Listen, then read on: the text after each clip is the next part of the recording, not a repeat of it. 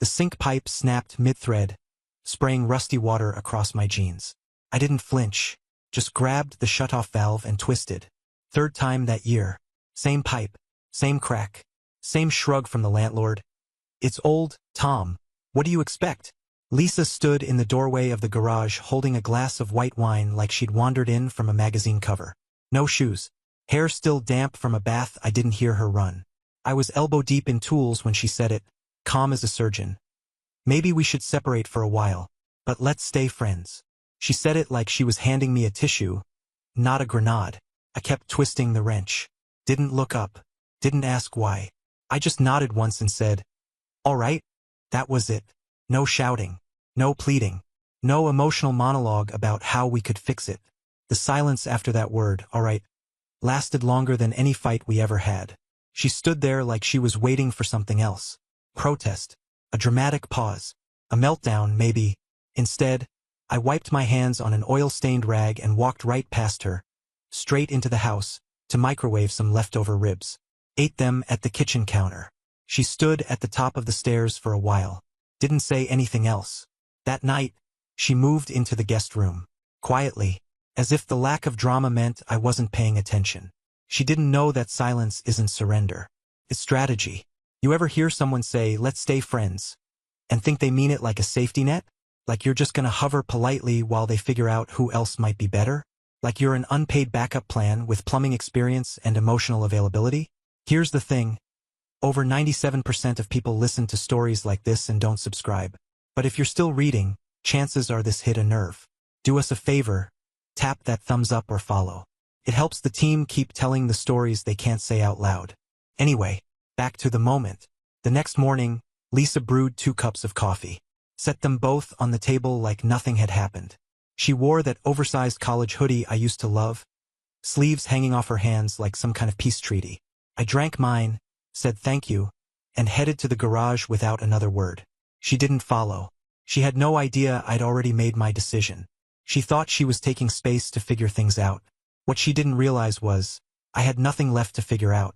I had been living in a loop of ignored effort and one-sided compromise for over a decade.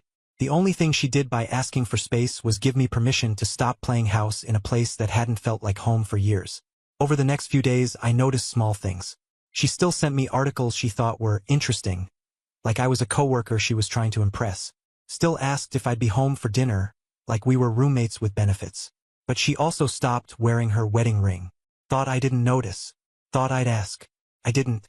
One night, I heard her giggling softly on the phone in the guest room. Probably a friend. Maybe not. I didn't care. That's not apathy. That's clarity. When you've carried the emotional load for years, there's a strange peace in setting it down.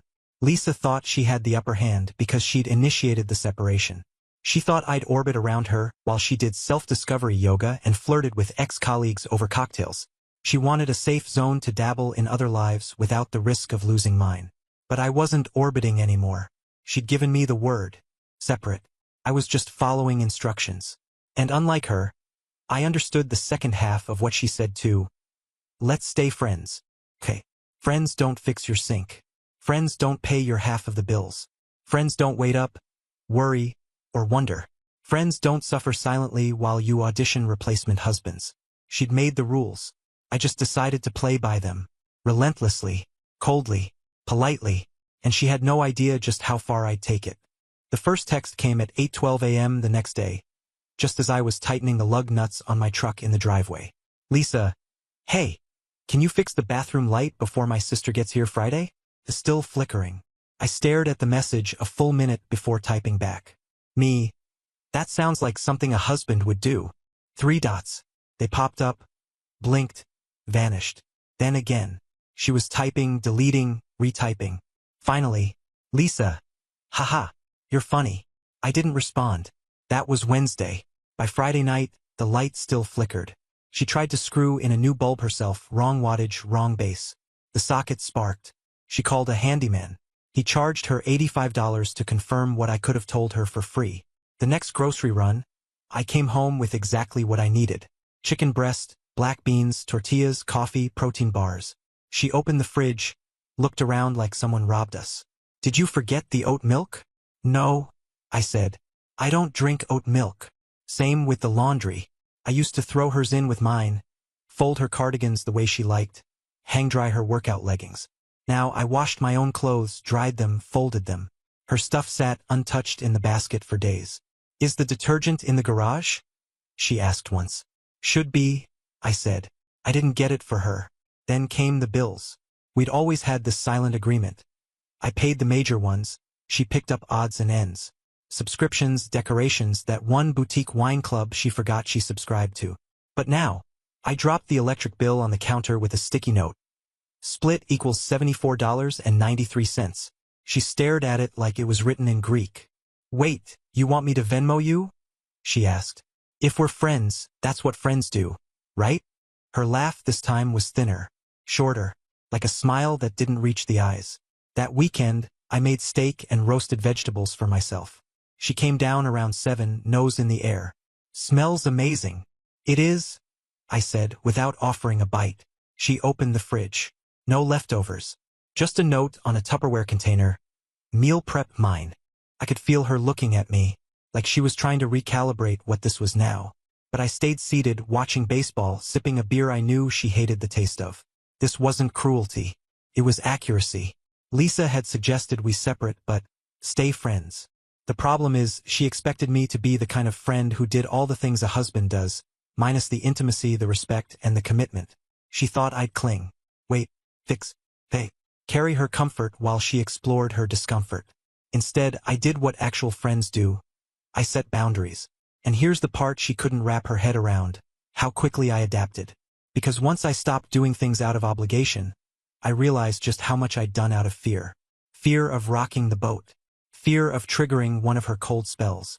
Fear of being accused of being controlling just for having needs of my own. Now, the boat was gone. The ocean was calm. And Lisa? She was still standing on the dock, holding a paper map in a GPS world. I noticed her mood shift slowly. No big blow-ups. Just subtle changes. Her texts got shorter. She started sighing louder. Left cabinet doors open longer. You know the type. Passive-aggressive rituals dressed up as forgetfulness. She tried testing the waters once. Asked if I wanted to grab dinner together, like old times. I said, friends don't go on dates. Remember? She blinked, nodded, and said, right, of course, of course. She thought I'd play the role until she decided if I was worth reclaiming. But the longer she waited, the more obvious it became. I wasn't just stepping back. I was stepping out. And the world I was walking into didn't revolve around her anymore. The invitation came printed on soft cream cardstock. Lisa never trusted digital RSVPs, said they were too impersonal. She taped it to the fridge like it was a museum exhibit. Wine and bites, Saturday 6 p.m., our place. Come hungry, our place. It was Wednesday when she floated it past me. You'll be around Saturday, right? Just a small thing.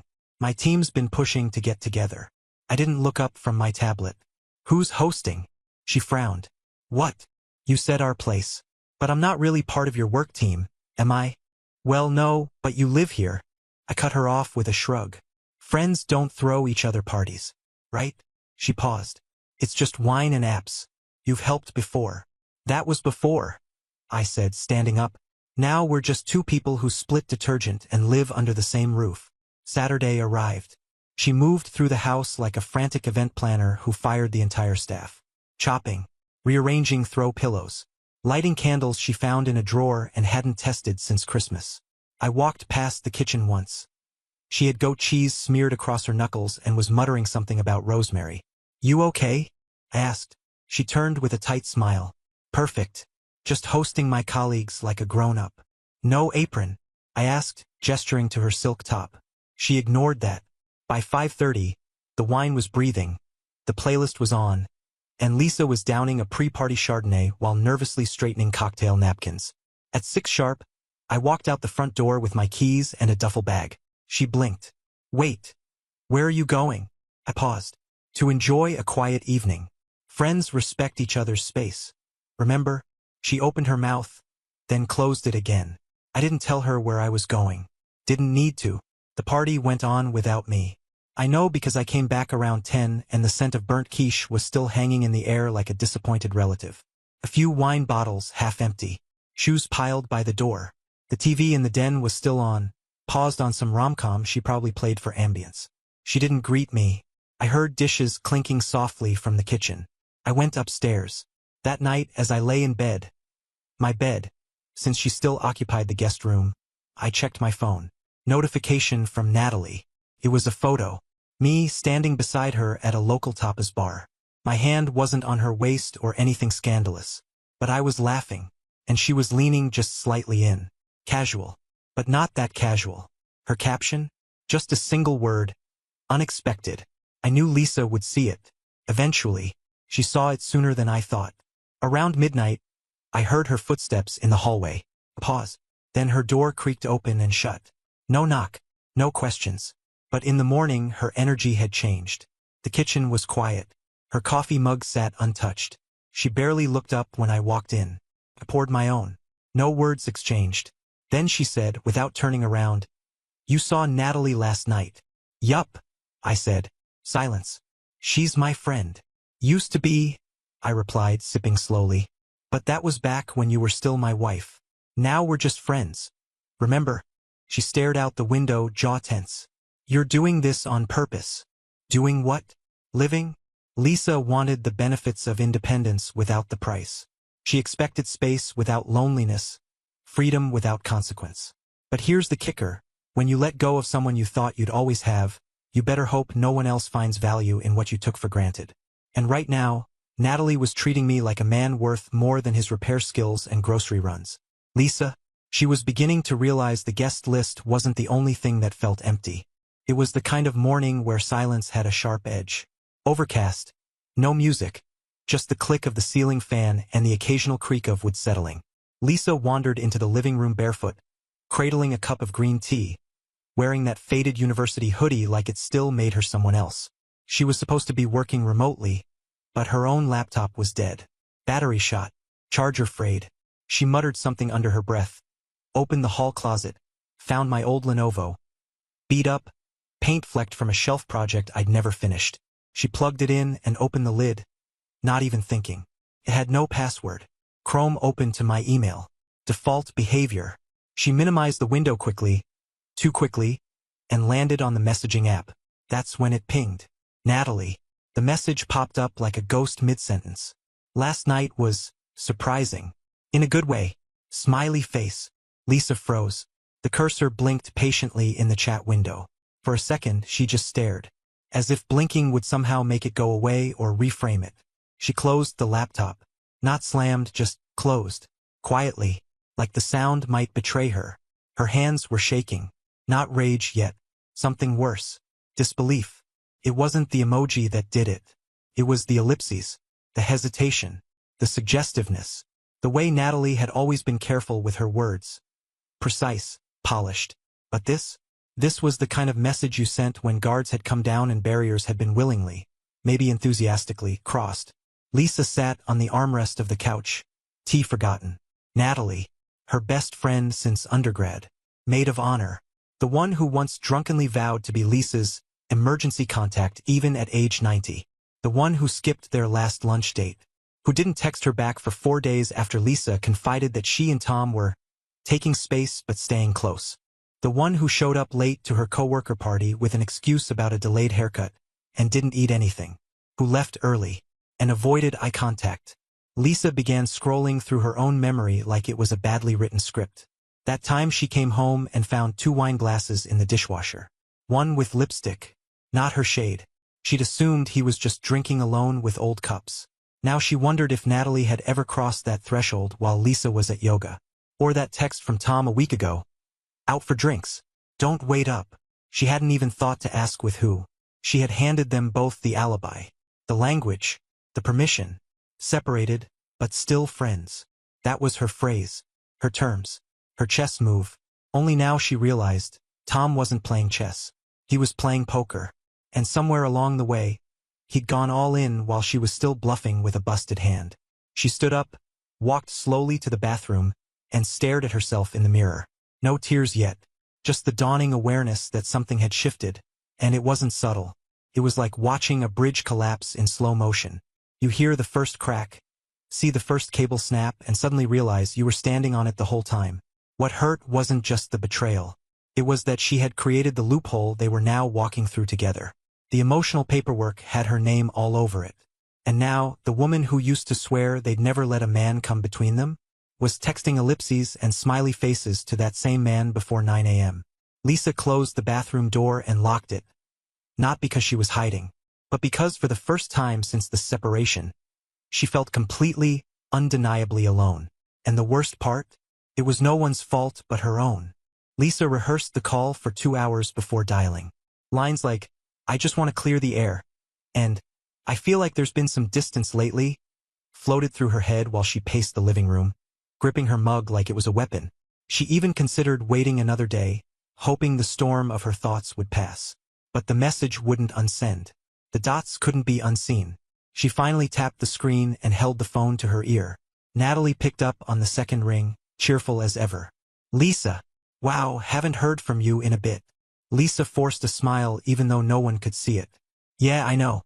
I just thought maybe we could catch up. It's been a weird few weeks." Natalie's voice softened. "Totally. Want to grab coffee?" "No," Lisa said too fast, then caught herself. "I mean, can we just talk? Now?" A pause. "Sure. What's on your mind?" Lisa exhaled sharply through her nose, steadying herself. "Are you seeing Tom?" Silence. She could hear Natalie breathe in. Not a gasp. More like the deliberate intake of someone calculating whether to lie or not. "I mean," Lisa added, voice higher than she liked, "I saw your message. On his laptop. About last night." Another pause. Then Natalie replied, calm and even. "I didn't think you'd still be checking his messages." That wasn't a denial. Lisa's voice tightened. "Are you sleeping with him?"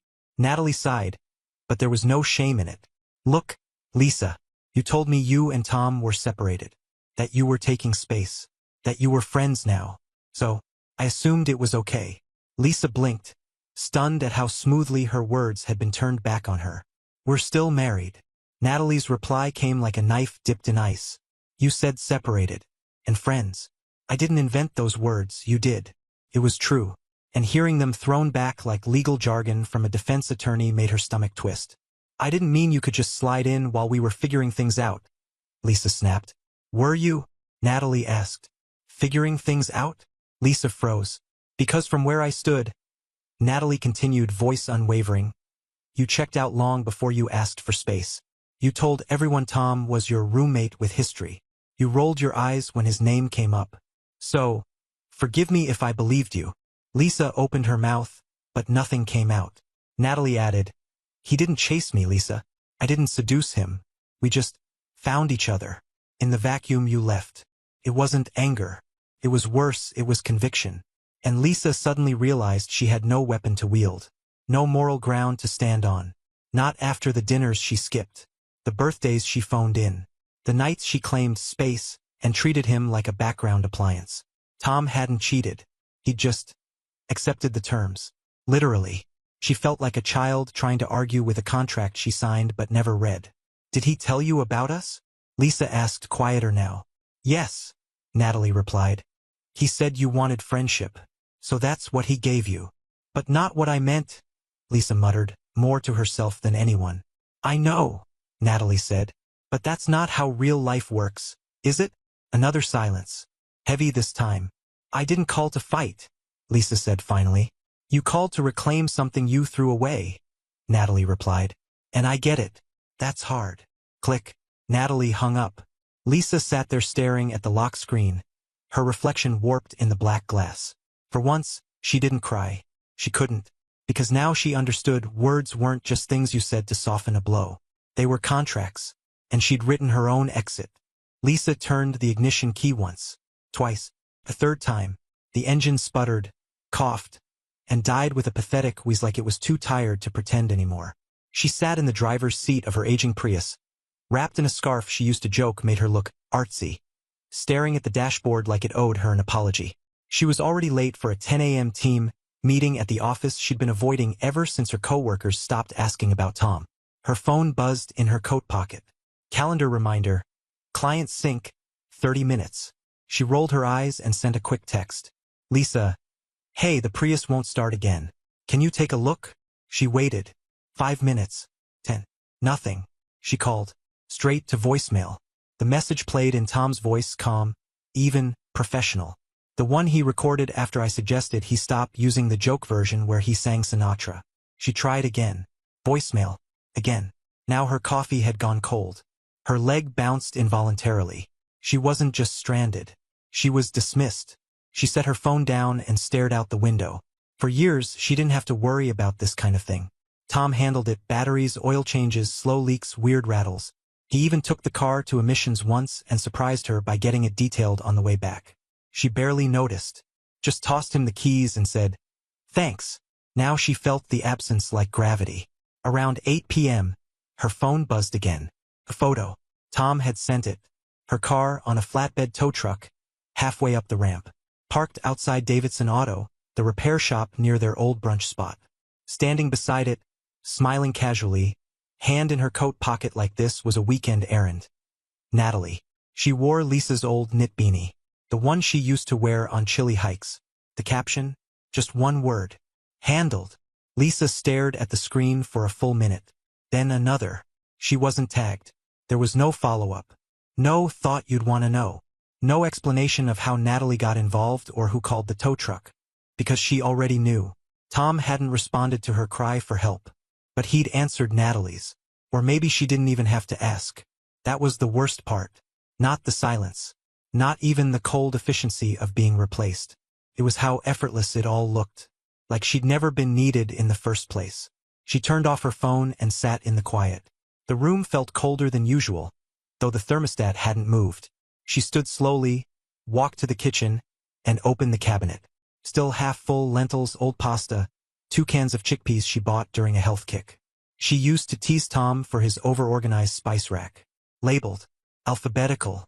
Now she realized she hadn't touched cumin in months.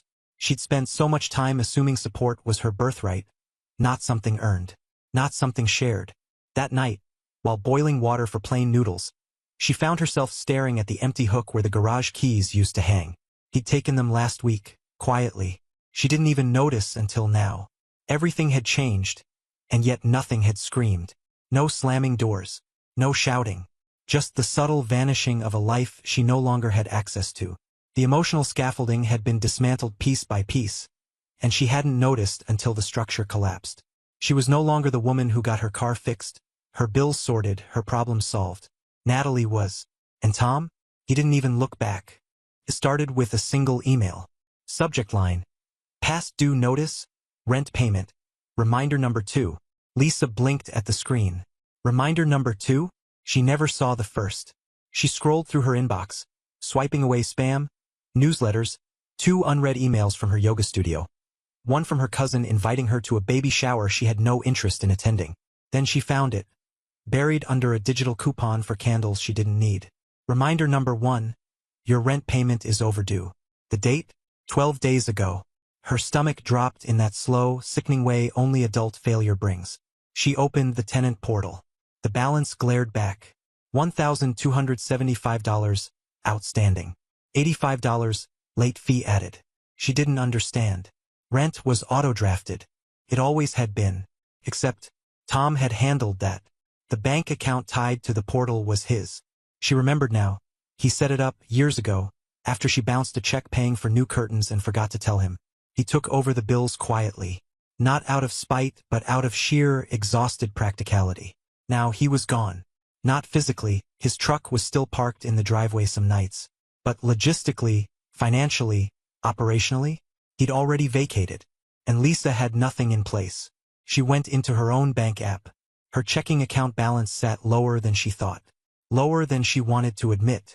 2 boutique subscriptions still running: gym autopay, Hulu, something called Floral Crate she hadn't seen arrive in months. The utility site wasn't any kinder. Electric, past due. Water payment declined. Internet partial payment received. She had been assuming that Tom would keep handling things. Because that's what he always did. Quietly. Without applause. Without reminders. He was the one who remembered due dates, set alerts, made spreadsheets. The man never once forgot to schedule a payment. And she had confused his consistency for obligation.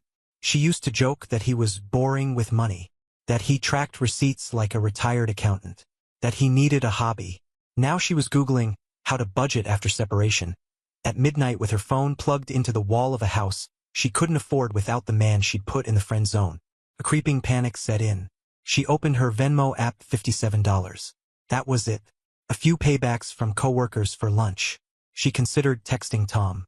Her fingers hovered over the keyboard. Can we talk about rent? She typed it, then deleted it. Typed again. Did you cancel the rent autopay? Deleted that too. She tried to craft a version that didn't sound needy. A version that didn't confirm she had underestimated everything. But the truth was brutal in its clarity. She didn't even know how to pay the damn gas bill. There was a time she could afford to be careless. Tom had caught every ball she dropped, without scolding, without complaint. Now she was standing in the middle of their split-level home, financially naked, with no one to blame but herself. She opened her freezer, empty except for 2 vodka mini bottles and a frostbitten lean cuisine. She'd assumed they'd still be sharing groceries. But Tom had stopped adding to the fridge weeks ago. She didn't notice until it was too late. Just like the bills. Just like everything. And now the shame wasn't just personal. It was systemic. She'd spent years being proud of her independence. Of her degrees, her career, her curated lifestyle. But somewhere along the line, independence became an aesthetic, not a practice. Tom had been the scaffolding. She had been the banner. Now the structure was gone. And the wind was howling. Too proud to ask for help. Too cornered to pretend it wasn't unraveling. She pulled a throw blanket around her shoulders and stared at the glowing screen, blinking back the sting behind her eyes. This wasn't space. This wasn't freedom. This was weight. And it was hers now. All of it. The maitre d' recognized her immediately. "Good evening, Ms. Anders," he said with that familiar smile. The kind reserved for long-time regulars who tip well and never send food back. "Table for one tonight?" Lisa smiled faintly, tugging her coat tighter around her. "Yes. Quiet corner, if you can." The place hadn't changed. Same low lighting. Same polished wood tables. Same soft jazz humming just loud enough to drown out thoughts. It was her favorite place to disappear. She used to come here with Tom. Before work dinners became the norm and silence between them settled like dust on an unused piano. She hadn't been in months. Not since the separation. Not since space became a silent agreement to stop showing up together. Tonight wasn't about nostalgia. It was about escape. From late notices. From frozen lean cuisines. From the cruel clarity of financial spreadsheets. She wanted one warm meal served without questions. Just wine, steak, and solitude. She followed the host to the back corner, her usual spot, when she heard it. A laugh. Tom's laugh. She hadn't realized how much she missed it until she heard it from across the room. 2 octaves deeper than usual. Tinged with something she hadn't seen on him in months. "Ease." She turned. And there they were. Far table by the fireplace. 2 glasses of red. A half-empty bottle in the center. Natalie's hand on the table. Fingers laced with his. She was mid-laugh, face tilted toward him like he was the only man in the world. Lisa stopped walking. Natalie caught sight of her first. Her expression faltered. Just slightly. Enough to register recognition, but not enough to move. Tom never even turned his head. He must have seen her. He always had that sixth sense about her presence. But not tonight. Tonight he was busy. With someone who wasn't a placeholder. The host, confused by Lisa's pause, gestured politely toward her table. "Everything all right?" She nodded. "Fine." She sat. Ordered a glass of wine she didn't want. From across the room, she could hear them talking. Not the words, but the rhythm. Easy. Familiar. That quiet language people speak when the tension's gone and they're not pretending anymore. Lisa stared down at the menu, eyes unfocused. The letters swam. She didn't need to read it. She knew every dish. Knew which ones Tom used to order. Knew Natalie hated mushrooms. She also knew neither of them gave a damn that she was sitting 20 feet away, heart cracking like glass under a slow tire. The waiter came. She ordered the filet mignon. Medium rare. Same as always. It arrived. She didn't touch it. Not a bite. The steak bled quietly on the plate while she stared at the edge of her wine glass, running her finger along the rim like she was tracing the outline of a life she no longer fit into. Across the room, Natalie leaned in and whispered something. Tom smiled. Not the polite smile he used to give Lisa when she asked about his day. Not the strained smile that followed one of her passive jabs. This was different. This one reached his eyes. Lisa blinked back something bitter. She stood, slipped her card into the black folder without waiting for the check, and left enough to cover the untouched meal plus a generous tip. She didn't wait for change. Didn't look back. Outside, the air was colder than she expected. She pulled her coat tighter again, crossed the parking lot alone, and slid behind the wheel of the car she'd finally gotten back from the shop, paid for by splitting rent late and canceling her massage membership. As she turned the key, her reflection in the rearview mirror looked smaller. Not older, not weaker, just outsized by a life that had moved on without her permission. Inside that restaurant, Tom hadn't replaced her with someone younger or prettier. He'd replaced her with someone who showed up, who listened, who looked at him like he mattered, not like he was background noise in a curated marriage. And worst of all, they hadn't done it quietly. They'd done it out loud, in public, under warm lights and open menus, at her table. The world hadn't ended. It had just excluded her. And no one even flinched. The subject line was sterile. Separation agreement. Final draft attached. Lisa clicked it instinctively, like it was just another work email. No warning. No context. No warning text or, hey, just giving you a heads up. Just Tom's name, the timestamp, 7:12 a.m., and a PDF from a law firm she didn't recognize. The body of the message was short. Lisa, please find the finalized version of our separation agreement attached. My attorney's contact information is listed below. Let me know if you'd like to have yours get in touch. Best, Tom. No emotion. No anger. No, I'm sorry it came to this. It read like an office memo. She stared at it for nearly 10 minutes, waiting for her brain to reframe it as something less final, less real. He couldn't be serious. They hadn't talked. Not really. Not since the beginning. They hadn't shouted, hadn't thrown plates or burned letters or said final things they'd regret. They'd just taken space, stayed friends. She thought. She picked up the phone, hands trembling slightly. The first call went to voicemail. So did the second. By the third, she didn't leave a message. She just typed, Lisa, I thought we were figuring things out. It took 20 minutes for his reply. Tom, I thought we were friends, but I don't treat friends like I treat strangers. No period. No signature. Just that sentence. It hit harder than anything loud ever could. She tried to reply, typed half a dozen things. We never talked about ending it. Is this because of Natalie? Can we pause before we finalize? But nothing came out right. Every word felt like a child tugging at an adult's sleeve, asking to stay up late after the bedtime had already been set. The irony was painful. She had insisted they stay friends. Used that exact phrase to avoid confrontation, to give herself a runway, a safety net. And now, Tom was honoring the terms. In full. She opened the PDF. It was comprehensive. Bullet points, clean formatting, mutual asset division. Her half of the equity in the house clearly listed. The joint savings split. His offer to take full responsibility for the car he still drove, in exchange for her assuming the remaining subscription debts on the cards still in her name. It was all so calm, so sorted. And the lawyer's tone in the email was warm, neutral, professional. Like this wasn't a heartbreak, it was a checklist. Lisa closed the document and walked to the kitchen, staring at the half-finished mug of tea she forgot she'd made. The silence in the house, once something she enjoyed, now sounded like distance, engineered and permanent. She tried to remember the last time they'd really spoken. Not just exchanged words. Spoken. It wasn't the party. Not the groceries. Not even the night she saw him with Natalie. It was weeks ago. Maybe months. Because somewhere in all the silence, Tom had decided she wasn't pausing the marriage. She was ending it. And now he was simply matching her energy with precision. The difference? He didn't stall. He finished. She refreshed her inbox 3 times. No follow-up. No, are you okay? No second message clarifying that this was just procedural. Because it wasn't. Lisa had spent weeks treating the separation like a strategic delay, a chapter break, a controlled experiment. But Tom? He'd written the final paragraph. And all that was left for her to do was sign. It wasn't planned. Lisa didn't wake up that morning intending to go to Tom's new place. But after a week of unread texts, ignored emails, and a silence that felt like suffocation, she found herself driving across town without music, without makeup, and without a speech rehearsed.